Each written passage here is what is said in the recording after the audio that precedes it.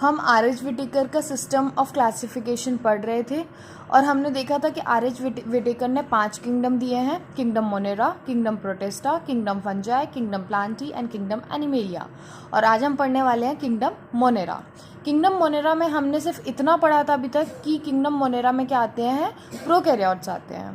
Prokaryotes मतलब primitive nucleus है जिनके पास, ठीक है। और पहला लाइन क्या है एनसीईआरटी में किंगडम मोनेरा में, bacteria are the sole member of kingdom Monera. मतलब जितने भी बैक्टीरिया हैं वो कहाँ आएंगे, किंगडम मोनेरा में आएंगे।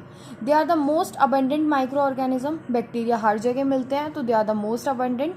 Bacteria occur almost everywhere. Hundreds of bacteria are present in a handful of soil. यदि आप एक मिट्टी उठाएंगे एक मुट्ठी में भर के तो उसमें भी आपको thousands and hundreds of bacteria मिल जाएंगे।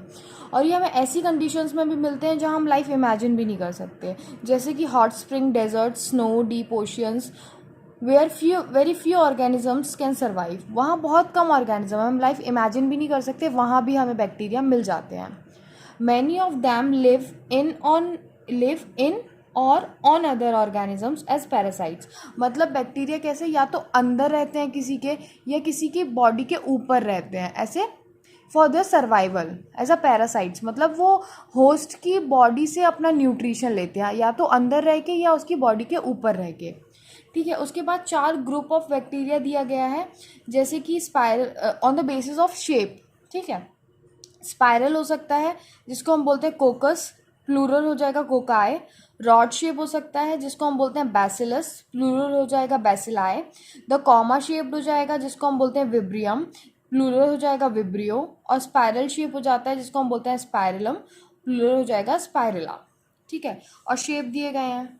कोकाई देखो क्या बताया, स्पैरिकल होता है तो देखो स्पैरिकल शेप का दिया हुआ है। बैसिलस क्या होता है, रॉड शेप होता है तो थोड़ा सा रॉड शेप लग भी रहा है ये।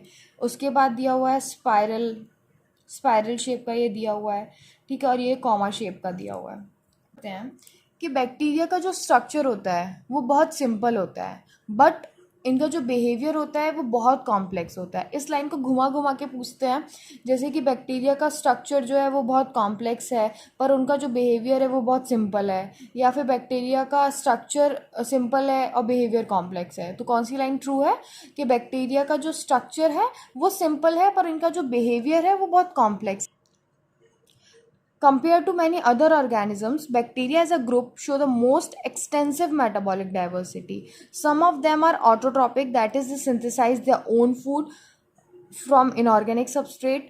They may be photosynthetic autotroph or chemosynthetic autotroph.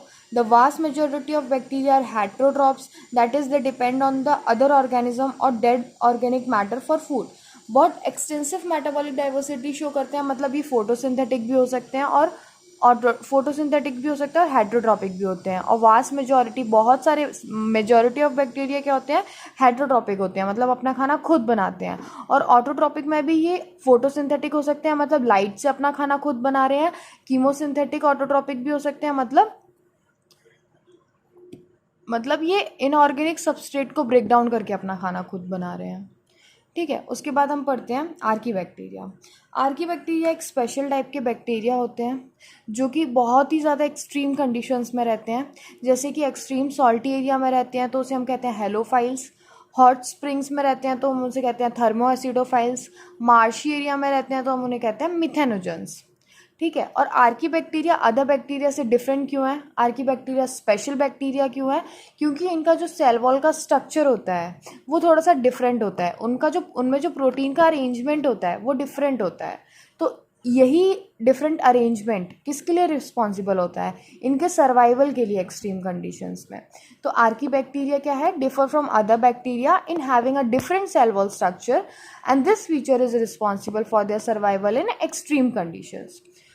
उसके बाद बोल रहे हैं कि मिथेनोजेंस कहाँ प्रेजेंट होते हैं, gut of several ruminant animals such as cow and buffaloes. Methanogens क्या है, आर्कीबैक्टीरिया हैं जो कहाँ प्रेजेंट होते हैं, gut of several ruminant animals like cow and buffalo. और ये किसके लिए रिस्पॉन्सिबल होते हैं, बायोगैस है।